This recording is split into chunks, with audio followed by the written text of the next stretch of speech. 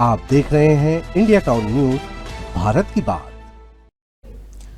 नमस्कार, आप देख रहे हैं इंडिया टाउन न्यूज और मैं हूं आपके साथ आस्था सिंह। स्वागत है आपका हमारे खास बुलेटिन खबरें राजनांदगांव में, जहां हम आपको राजनांदगांव की महत्वपूर्ण खबरों से रूबरू कराएंगे। तो चलिए बुलेटिन की शुरुआत करते हैं, लेकिन उससे पहले एक नजर डालते हैं आज की हेडलाइंस पर। कार्तिक पूर्णिमा पर महादेव घाट बना आस्था का केंद्र। हरिद्वार, काशी जैसी गंगा आरती में उमड़ा जनसैलाब। अगले वर्ष आयोजन को अधिक भव्य बनाने की तैयारी।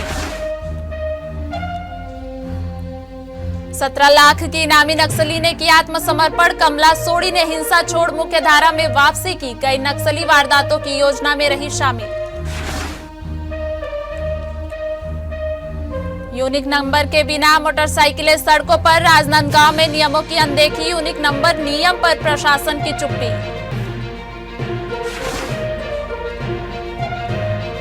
बूढ़ा सागर पाथवे बना परेशानी का अड्डा। पाथवे में सुरक्षा और स्वच्छता की कमी। स्थानीय लोगों की उम्मीदें टूटी।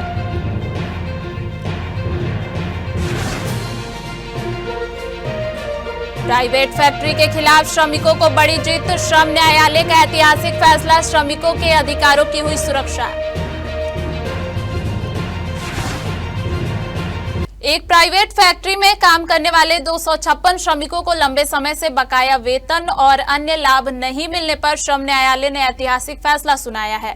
फैक्ट्री के संचालक, जिन्होंने बिना किसी अनुमति की फैक्ट्री बंद कर दी थी, अब श्रमिकों को बकाया वेतन सहित बोनस, ग्रेजुएटी और ईपीएफ का भुगतान 15 दिन के भीतर करने के आदेश से जूझ रहे हैं।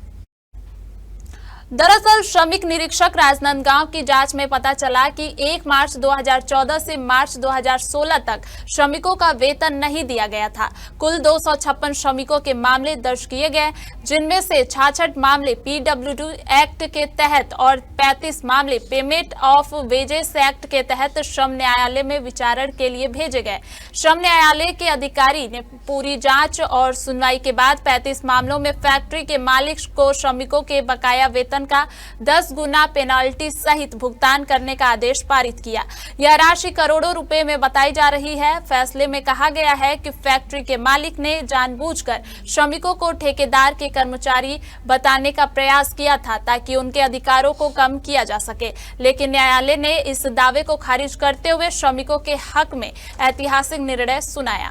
इसमें ये हुआ कि मिनरल रॉक फाइबर लिमिटेड रीवागंज में एक फैक्ट्री थी जो 1991-92 में प्रारंभ हुई थी, और प्रारंभ होने के बाद सन 2014-15 में मजदूरों का वेतन भुगतान रोक दिया और फैक्ट्री बंद कर दी है बिना छटनी मुआवजा के।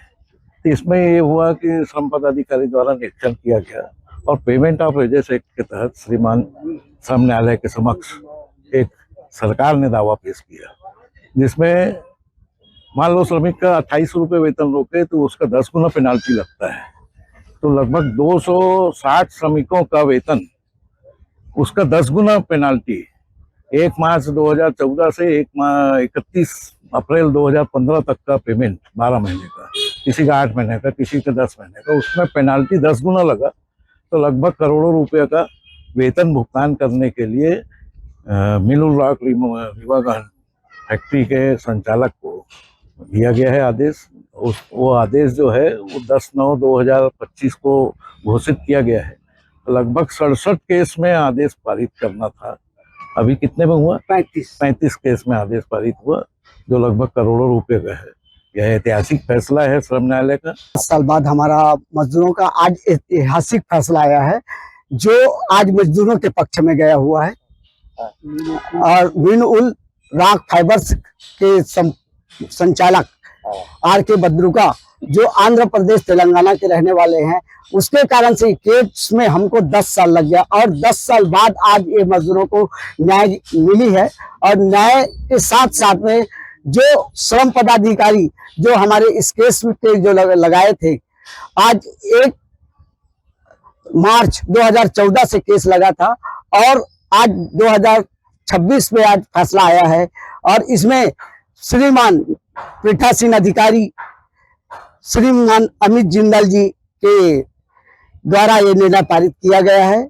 इसमें मजदूरों को हर्ष व्याप्त है और मजदूर अपना न्याय के लिए लड़े हैं और आज उनको न्याय मिली है। केंद्र एवं राज्य सरकार द्वारा लागू किए गए नियम के तहत हर मोटरसाइकिल पर यूनिक नंबर लगाना अनिवार्य है। इस कदम का उद्देश्य वाहन की पहचान को सुनिश्चित करना और सड़क सुरक्षा को बढ़ावा देना है। हालांकि शहर में कई मोटरसाइकिलें अभी भी बिना यूनिक नंबर के सड़क पर बेधड़क दौड़ रही हैं। स्थानीय लोगों का कहना है कि कुछ वाहनों में तो यूनिक नंबर लगाया गया है, लेकिन कई गाड़ियों में यह नियम अब भी लागू नहीं हुआ है। बावजूद इसके प्रशासन, आरटीओ और ट्रैफिक पुलिस इस ओर ध्यान नहीं दे रही है। सड़क सुरक्षा और कानून के पालन के लिए यह जरूरी है कि ऐसी सभी गाड़ियों पर जल्द कार्रवाई की जाए, ताकि किसी भी तरह की दुर्घटना या अपराध की स्थिति में जिम्मेदार को पहचानना आसान हो। फिलहाल इस मामले में कब कार्रवाई होगी यह स्पष्ट नहीं है।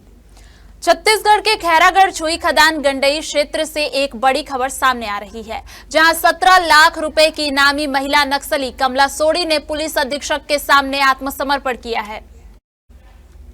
कमला सोडी मूल रूप से जिला सुकमा की रहने वाली हैं। वह वर्ष 2011 से प्रतिबंधित माओवादी संगठन की मध्य प्रदेश, महाराष्ट्र, छत्तीसगढ़ जोन प्रभारी रामदर की टीम की प्रमुख सदस्य थीं और कई नक्सली वारदातों की योजना में शामिल रही हैं। छत्तीसगढ़ सरकार की आत्मसमर्पण एवं पुनर्वास नीति 2025 के तहत उसे 50,000 रुपए की प्रोत्साहन राशि और पुनर्वास की अन्य सुविधाएं प्रदान की जाएंगी।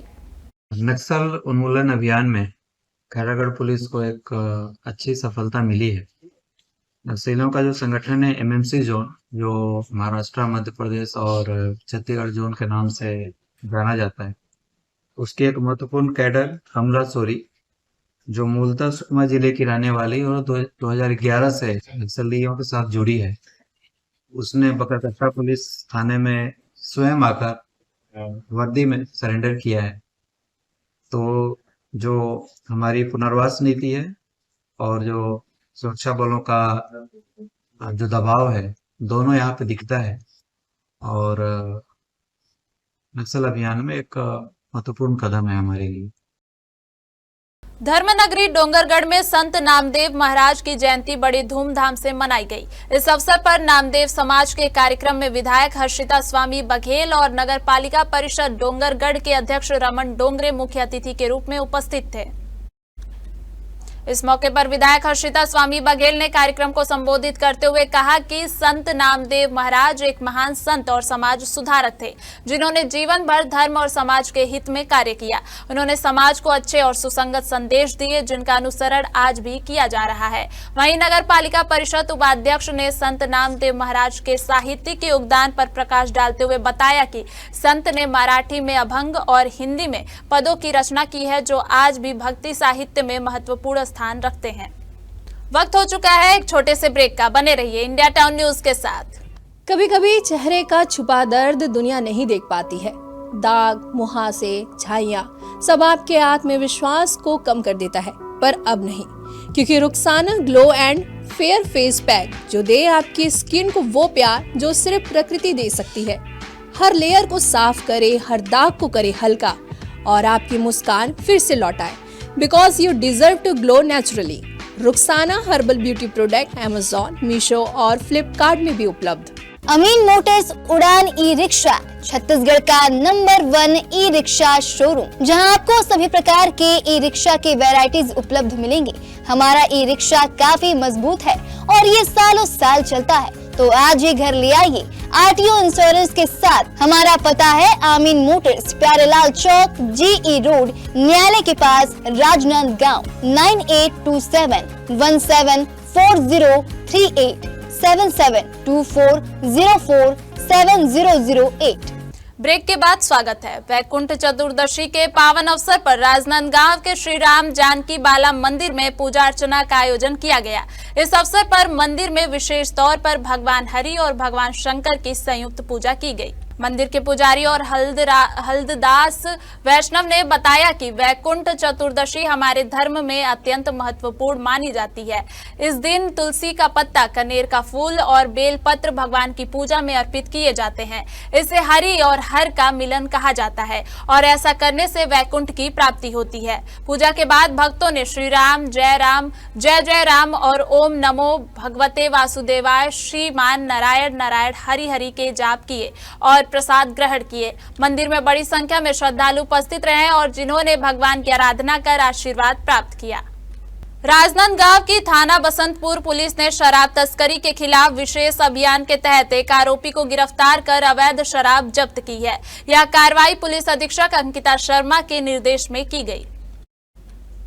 थाना प्रभारी निरीक्षक एमन साहू के नेतृत्व में चलाए गए अभियान के दौरान 28 वर्षीय खिलेश पांड्या के कब्जे से अवैध शराब बरामद की गई। आरोपी के खिलाफ आबकारी एक्ट के तहत कार्रवाई की गई और उसे न्यायालय में पेश किया गया। न्यायालय से जेल वारंट मिलने के बाद आरोपी को जेल भेज दिया गया।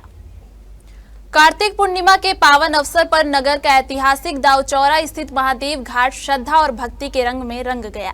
हरिद्वार और काशी की तर्ज पर आयोजित भव्य गंगा आरती और दीपदान समारोह में श्रद्धालुओं की भारी भीड़ उमड़ पड़ी। घाट पर जलते दीपों की जगमगाहट और मंत्रोच्चार की गूंज से पूरा वातावरण भक्तिमय हो उठा। इस भव्य आयोजन का संयोजन महादेव मंदिर ट्रस्ट एवं शीतला मंदिर सेवा समिति के संयुक्त तत्वाधान में किया गया। कार्यक्रम की तैयारियां कई दिन पूर्व से चल रही थीं। नगर पालिका और सामाजिक संस्थाओं ने घाट की साफ सफाई, रंग रोगन और सजावट का कार्य पूर्ण कर परिसर को आकर्षक स्वरूप दिया था। कलाकारों की दुनिया म्यूजिकल ग्रुप द्वारा प्रस्तुत सुमधुर भजनों ने वातावरण को सुरमय बना दिया। इसके उपरांत वैदिक मंत्रोच्चार के बीच आरती शुरू हुई तो पूरा घाट हर हर गंगे और हर हर महादेव के जय घोष से गूंज उठा। आयोजन समिति के सदस्य डॉक्टर अरुण भारद्वाज ने श्रद्धालुओं का आभार व्यक्त करते हुए कहा कि अगले वर्ष इस आयोजन को और अधिक भव्य और विस्तृत स्वरूप दिया जाएगा। कार्तिक पूर्णिमा के शुभ अवसर में प्रति वर्षानुसार इस साल भी गंगा आरती दीपदान का भव्य आयोजन किया गया। पूरे खैरागढ़ सहित पूरे आसपास के क्षेत्र के लोग हजारों की संख्या में आज गंगा मैया की आरती के लिए उपस्थित हुए।